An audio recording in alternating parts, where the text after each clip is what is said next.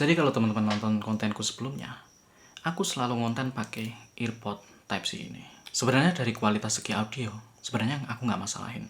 Kualitasnya udah oke lah dengan harga 300 ribuan. Tapi di sini aku coba ingin upgrade audioku lagi, terutama di bidang perekaman. Apalagi aku seorang yang berminat dalam dunia filmmaker.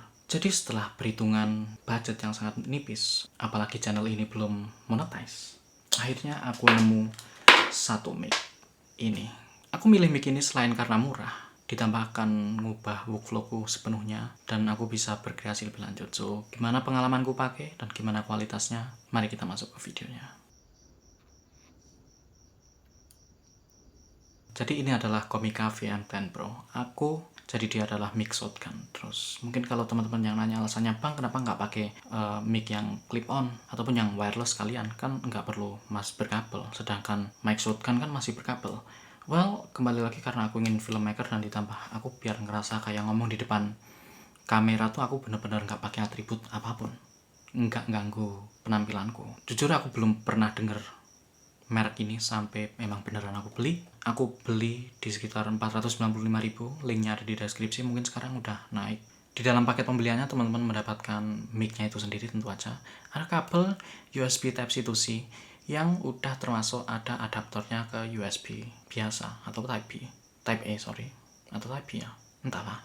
Lalu terdapat dua kabel, yang satu untuk kamera, yang satunya untuk HP. Lalu ada juga WinPath atau deadcat. Ditambah ada shock mount proof. Ini sekaligus buat attach teman-teman ke tripod.